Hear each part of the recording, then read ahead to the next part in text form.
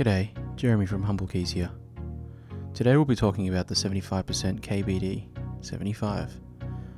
I had a strong urge to get a 75% layout on my journey of decreasing my desk space and keyboard size. I was intrigued by a couple of the 75% boards on the market, such as the KBD75, XD84 and the Vortex Race 3. I then realised I wanted more customizability rather than a pre-assembled keyboard. I ended up purchasing the KBD75 because the PCB was white compared to the XD84's black PCB, no racial. However, they're both amazing and feature-packed. The KBD75 V2 PCB has a USB Type-C port, which I thoroughly enjoyed, with all my devices being pretty much USB-C these days. The KBD75 has SMD RGB LEDs on the bottom, and you can solder LEDs on the top, but you'd have to only use compatible switches.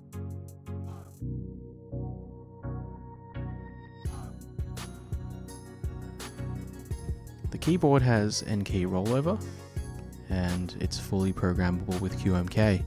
We will be doing a video on how to flash your keyboard with QMK later on.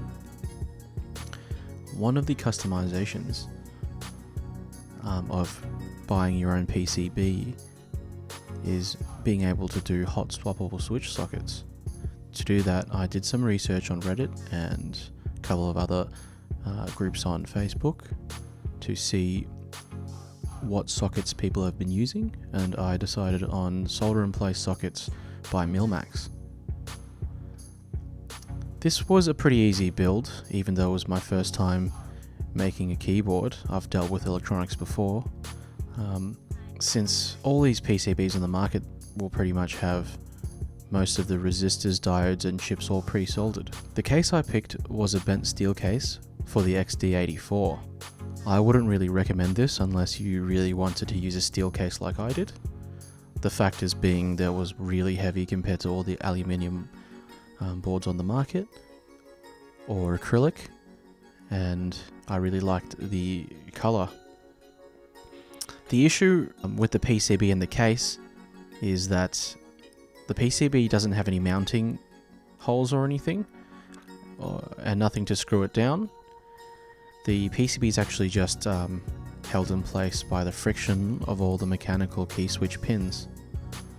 I wanted to cut the bottom out of the steel case so that my IGN would show, and then I'd put a bit of acrylic there for the underglow lighting. I underestimated how strong steel was, and I'm still in the middle of getting a CNC ready to mill it out. On my keyboard at the moment, I'm using three types of mechanical switches. Kailh Box Navies for some keys that are not used as often, including the function row. Then I have Box Royals on the arrow keys, number keys and a couple of other buttons. And lastly, the Gateron Clears on my alphas. The keycaps I used for this keyboard was the EnjoyPBT Hiragana key set, which are cherry profile, a bit shorter than the general OEM profile. I personally love them, but they aren't for everyone. #Weep for life.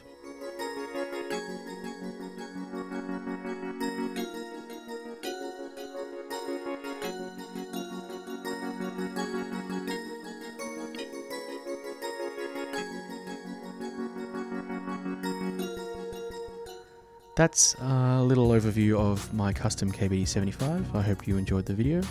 We will have some links to the sound test that we have previously done, and all the parts used for this keyboard will be linked in the video description. Thanks guys.